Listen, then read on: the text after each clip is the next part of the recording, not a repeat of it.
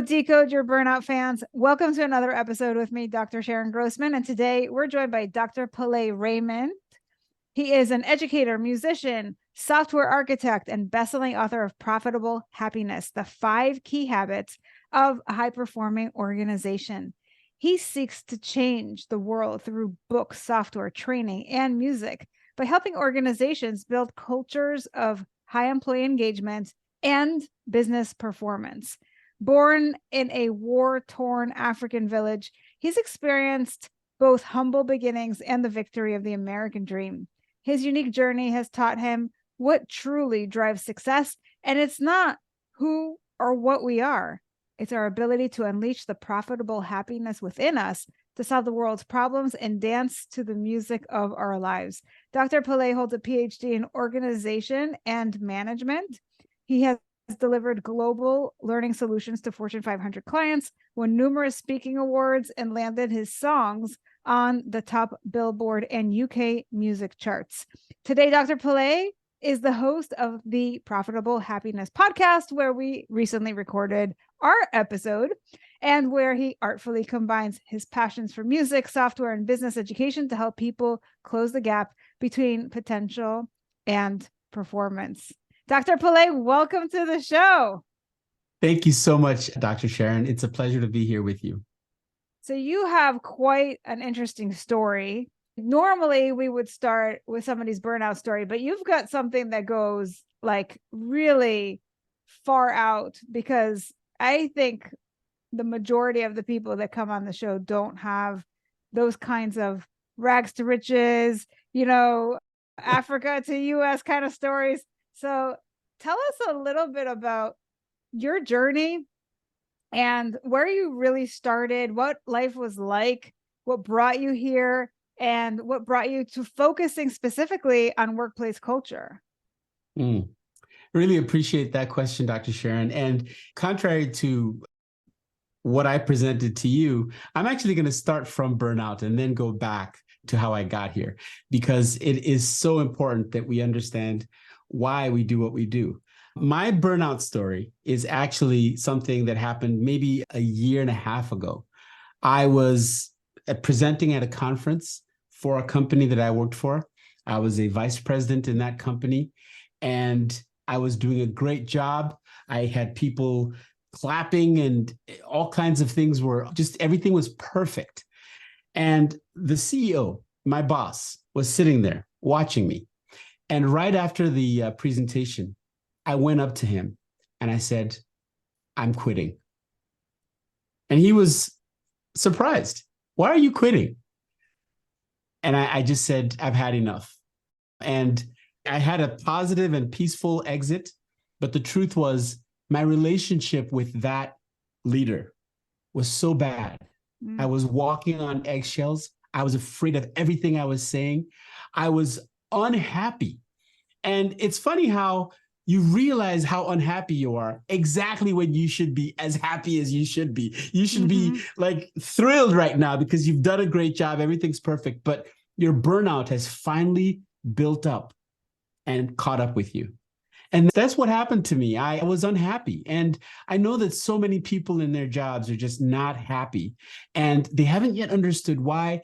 They haven't yet put their arms around it, but some way and someday it might just blow up in your face and you're like, okay, I'm miserable. I don't want to be here. I'm burnt out. So I think that's my sort of the place where I woke up and realized I'm really burnt out. I need a break from all this. I need to start over. But how did I get here? Back to your question, how did I realize that happiness, just the idea of happiness, was so important to me?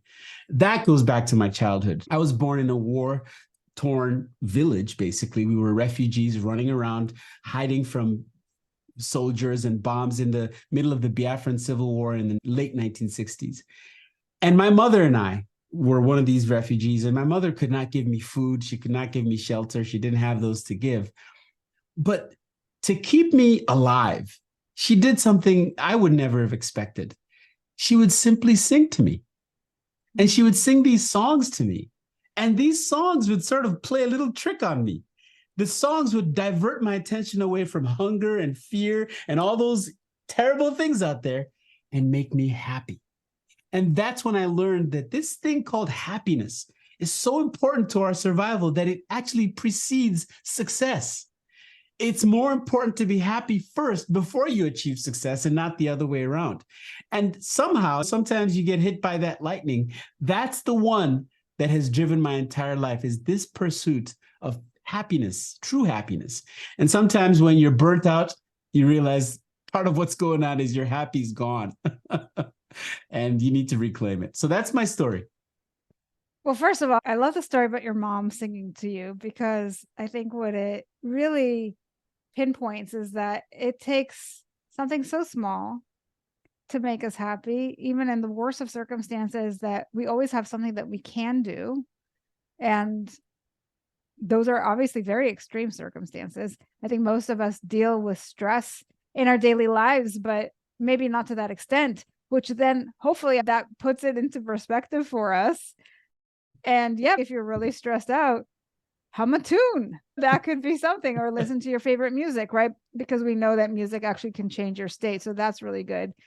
And then the other thing that really stood out to me was you were talking about being on stage. Everything looks amazing. Everything looks perfect. And then you are inside so unhappy that you're ready to quit. And I think that's a reminder that sometimes, whether you're a manager or somebody else, you sometimes think like everything is one way when it's really something else, right? Like you think that the people that are working under you might be because they're performing well, because they haven't complained.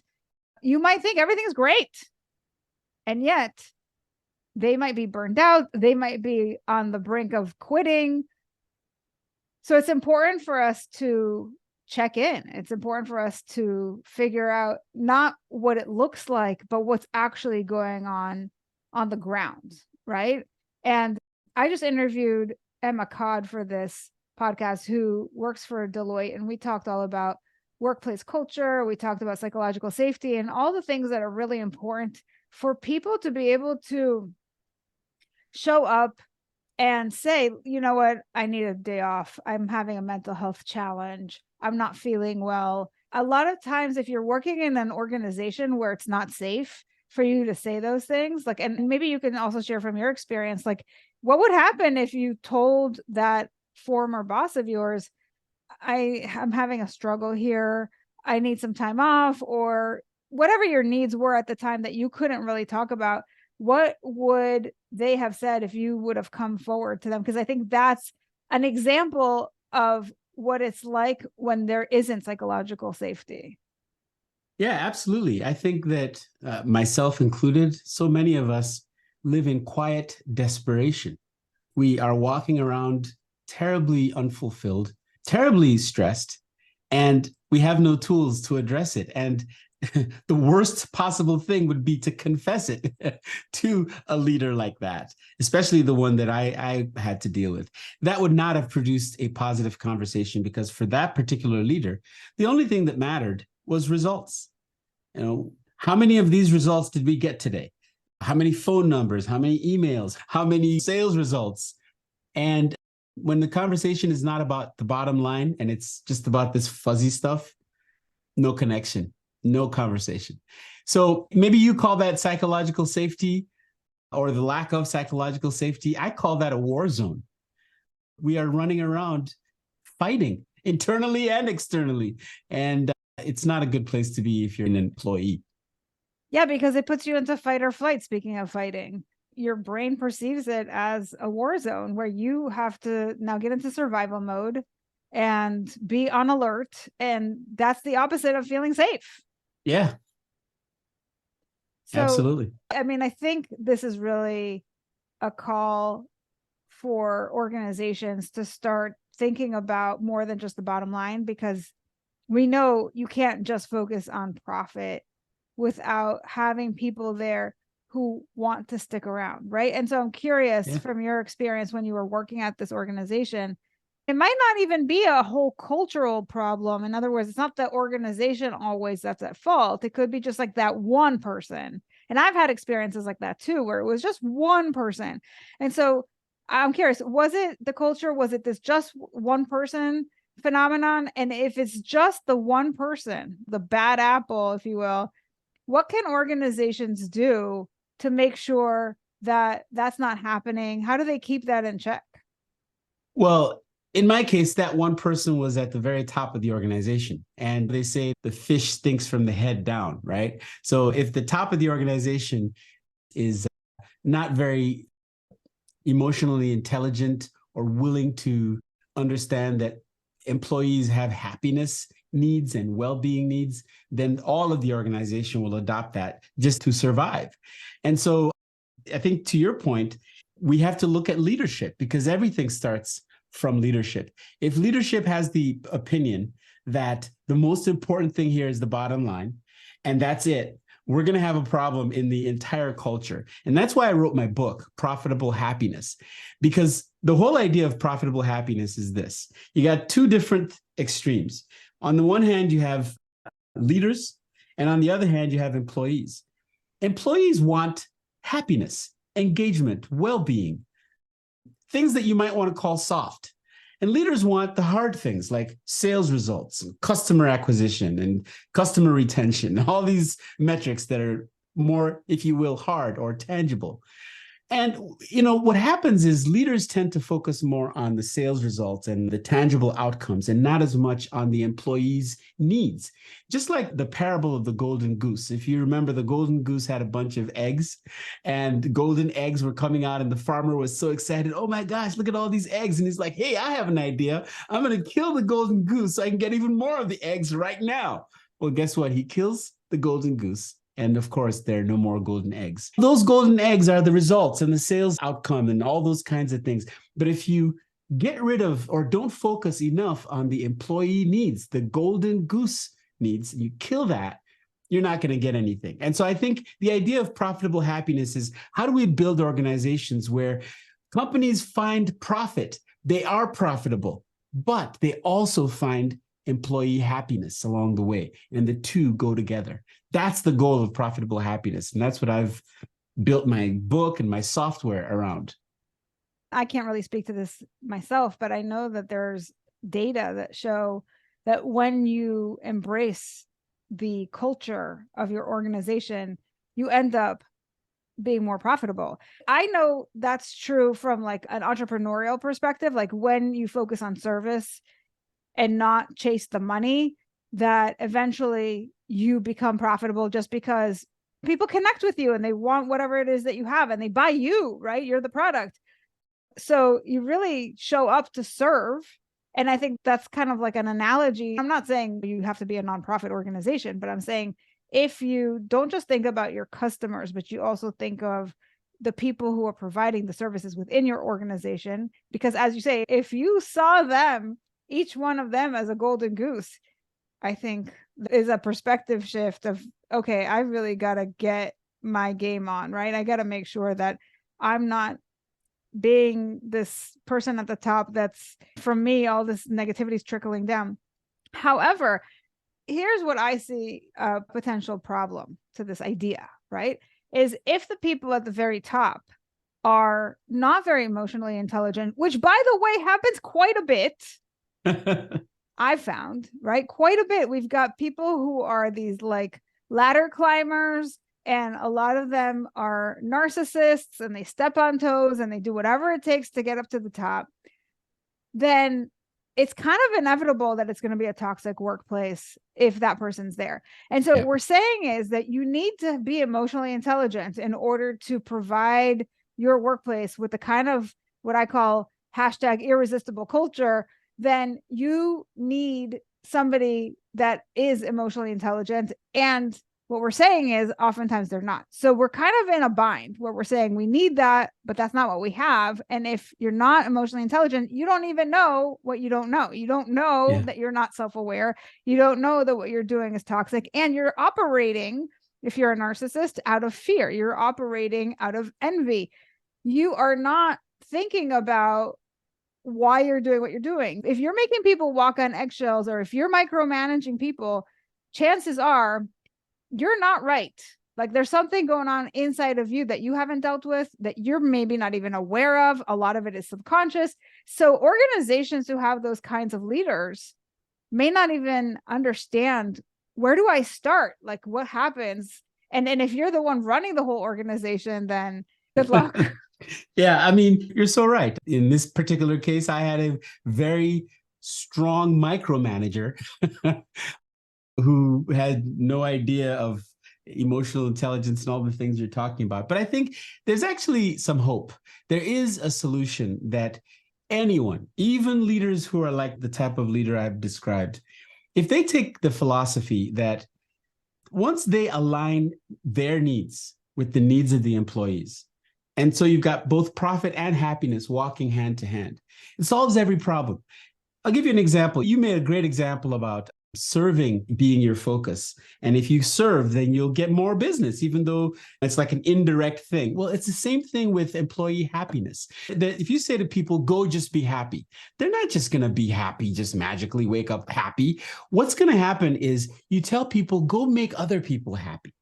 And the funny thing is, when we make other people happy, we become happy. It happens all the way from the top down to the employees. When employees make customers happy, they get happy. When leaders make employees happy, they get happy. Everybody becomes happy when they focus on serving other people. I'll give you a little story I love to use. There's a classroom of kids. All these kids were given one balloon, and they were told that they need to sort of own that balloon and write their name on it. And they threw all the balloons out into the hallway. So now every kid had a name on a balloon thrown out into the hallway. And now the teacher says, okay, now go out into the hallway and find your balloon, right? All these balloons are flying all over the hallway, right? These kids scrambled and scrambled for a long time, and nobody was able to find their balloon because balloons were everywhere. And then teacher said, here, let's try something different. Grab any balloon, bring it back into class, read the name on it, and go give it to the person who wrote the name on that balloon, the person who owns that balloon. In about 2 or 3 minutes, everybody had a balloon. Everybody was able to read the balloon and give it to someone else. And that's the whole point. When you focus not on making yourself happy, but on making other people around you happy, so much easier. It gets everybody happy that way. And so the leader that I'm talking about, plus everybody else, if we just focus on how can I make someone else's life really good today, that's a great beginning for solving this problem of stress and happiness in organizations. Unfortunately, if you are a narcissist, that's not a question that enters your mind. So again, we're back to that. But to your point, there is actual research that shows that giving as opposed to taking actually increases our happiness. And so even when you're struggling, they say that refocusing from yourself to other people can help you feel happier because you're helping somebody else improve their life. And we feel good about ourselves when we do that. Absolutely. Absolutely. Okay, so we've talked a little bit about culture and happiness and profitability and some of the issues that get in the way. I know that there are some myths that people hold to be true, and you're here to set us straight. So what's the first myth that you want to debunk for us, Dr. Pelè? Well, let's start with the idea of happiness by itself. A lot of people think that happiness doesn't affect the bottom line. Happiness is a frivolous thing. In fact, I once worked for someone who just announced to everyone, say, hey, guys, I don't want any more of this emotional stuff in the office, okay? Let's just get this job done. And in my mind, I'm like, the whole job is about our emotions. We show up and we are productive or not based on, in large part, how we feel. And so I think the idea that happiness doesn't affect the bottom line needs to be debunked. And there's a lot of research that makes a very causal correlation between happiness and employee productivity. But I think the most important way to look at it is if you look at companies that have actually done this, like Zoom. We're on a Zoom call right now. Zoom is very well known, the organization, as a company that set a culture based on happiness. A happiness-driven culture will definitely outperform cultures that don't focus on employee happiness. And that's just been the story of many companies that have tried it. And so I would say If you want the bottom line to go up, start focusing on that golden goose, which is the employees. Help them to all feel like they have a sense of purpose. They're happy at work. They're fully engaged, and you'll see productivity rise. It's proven. It's out there. It's such an important thing for us to keep coming back to, because as you said, there are a lot of people who were raised to not express themselves emotionally. It's not something that they talked about as a family. They don't necessarily understand their own emotions. They may not know how to bring that into the workplace in that blending kind of way that you've been talking about. And yet, as you say, everything that we do, all the actions, the behaviors, everything that we take part in is very much affected by our emotions. If you look at the model of cognitive behavioral therapy, it states that you have our circumstances, which are those external things that are going on around you that we don't have control over.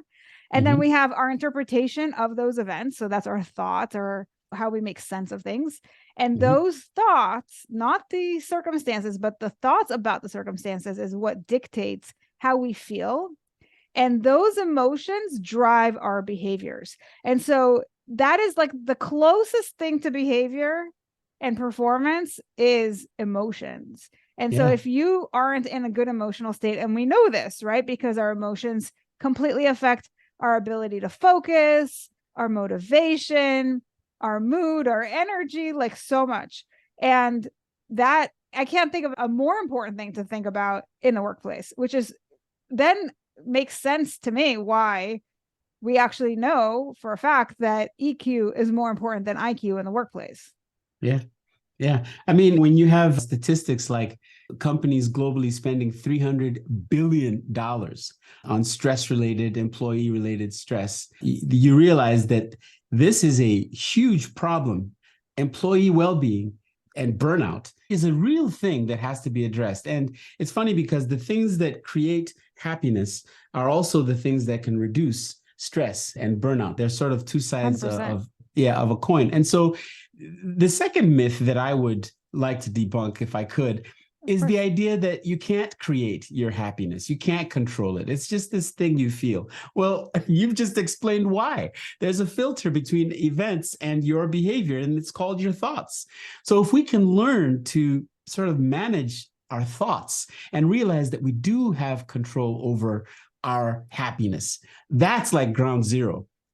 One way that I control my happiness is I recognize that, number one, however I'm feeling right now is temporary. And I have so many experiences in my life where I know, oh, it was really bad that day. But guess what? 2 days later, it wasn't so bad. That's number one, just knowing that things change and things evolve. And then number two, surrounding myself with the things that divert my attention away from the fear and the pain of the bombs falling in the village, right? And focus my attention on what makes me happy. And for me, it's music. That's why I'm a seasoned musician, songwriter, and producer. I do it with fervor. I'm avid because I know that's my therapy. I go into that musical state, playing with my band or playing by myself, and I'm home. So we find those things that bring happiness into our lives. And then the last thing is we build habits around them. That's the superpower that so many people ignore. Habit making is how human beings survive and thrive. So any behavior I want, I can turn it into a habit. Then my mind takes over and it's automatic. And once it's automatic, I can literally switch on happiness anytime I want because I've built habits around those things. So I think reducing stress, building up happiness, all of these things, once we move them into the category of behaviors we can control, and then we turn those behaviors into habits, we become the true masters of our destiny. And so what are some happiness habits that we should be focused on? All right, I'll start from a very, very cheap and quick example. In my podcast, I always ask my guests to smile so that I can capture a picture of that smile. Here's the interesting thing. Whenever I do that smile, I know I'm pretending, right? Like, hey, I'm not smiling. I'm pretending to smile. But my goodness, that smile, I start to feel things like it's not goosebumps. It's like a wave of something goes through me. Before you know it, I'm happy again because actions precede feelings. I can actually act my way to feeling a certain way. And so to answer your question, a simple smile can make the difference. in a situation where you are like, okay, let me bring on the happy right now. I got this. I'm going to do this. You're in this tough situation and you just smile and you make people around you feel comfortable and you sort of find yourself feeling better about the situation. But I think happiness behaviors, I'm going to answer that question more directly by saying there are two kinds of happiness. A lot of people confuse happiness with the first kind, which is what we call hedonic happiness. And it's really all about seeking pleasure.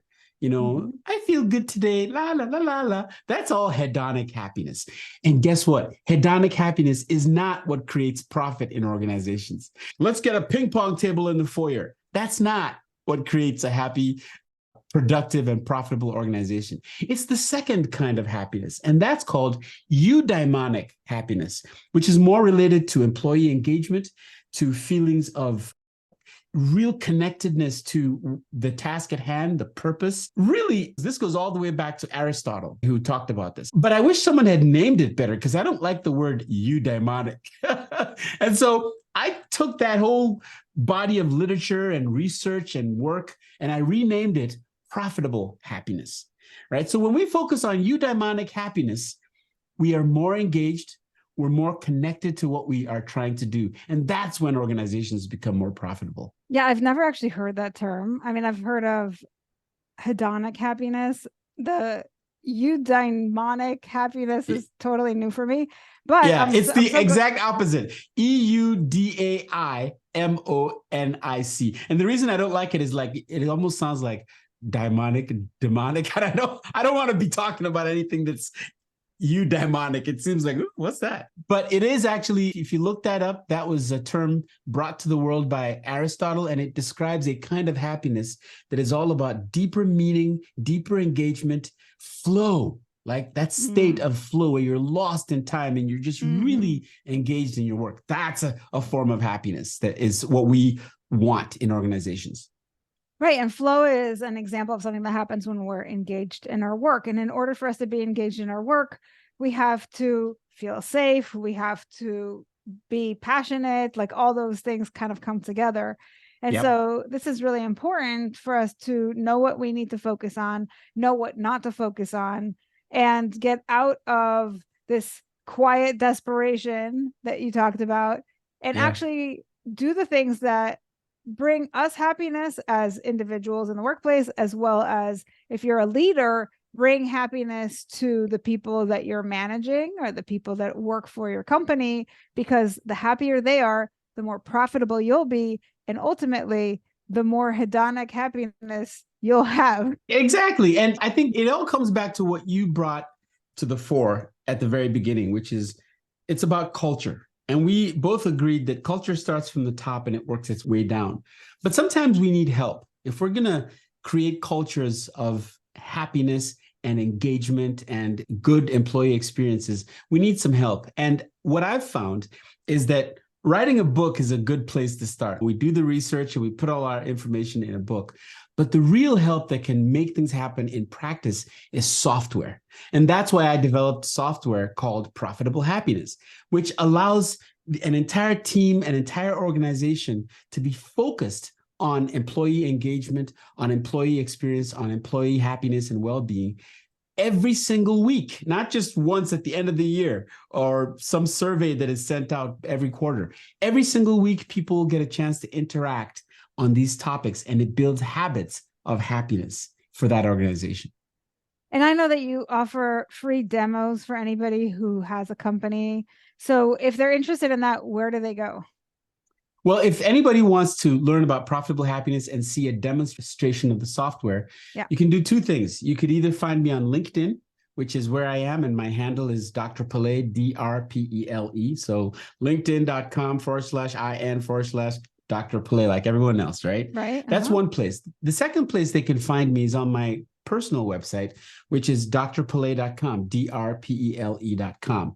And the final place is profitablehappiness.com, which is the software itself.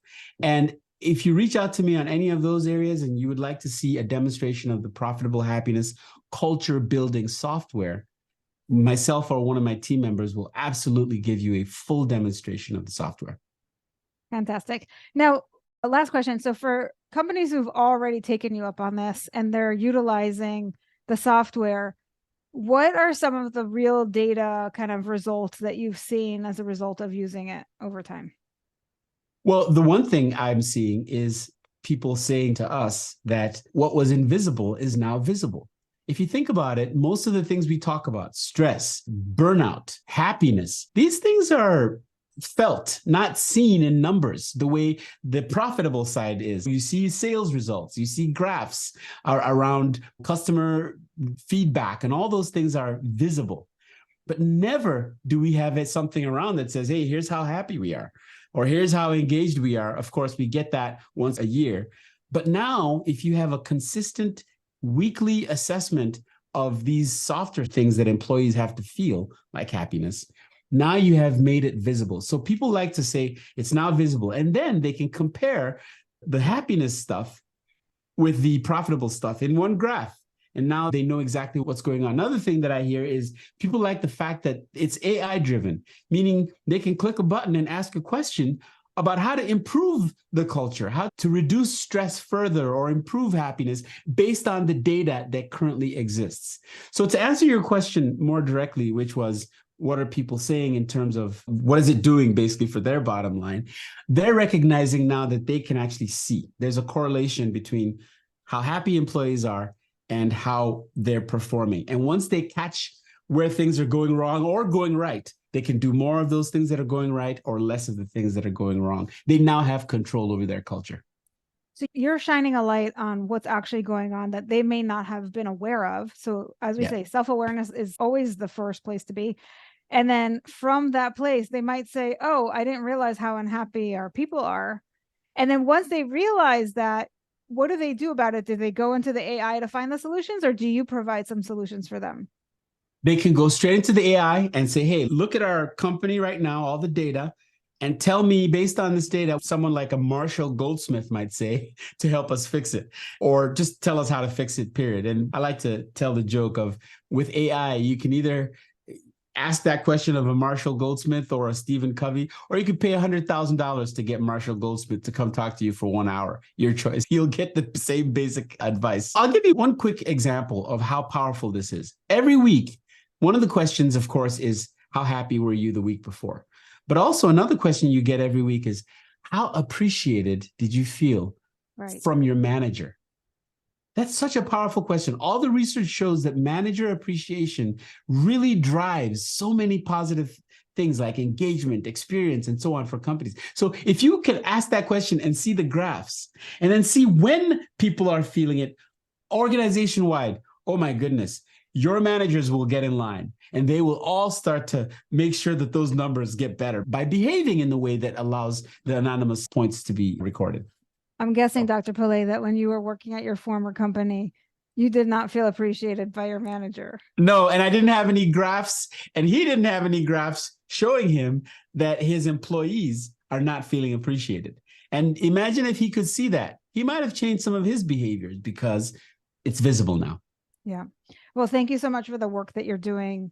I think it's a great opportunity for people to increase their awareness of what's going on in real time on the ground so that they can make those changes that will ultimately improve their bottom line by, as you say, taking care of people's happiness. So thank you, Dr. Pelè.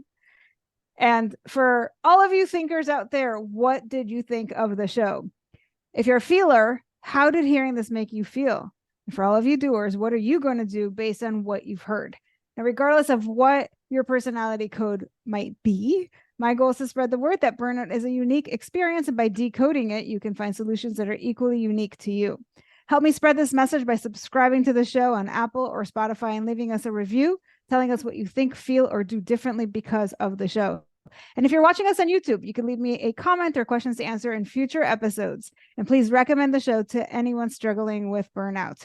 If you are ready to take the next step with me to DYB, go to decodeyourburnout.com, and I'll see you right back here next week. Bye, everybody.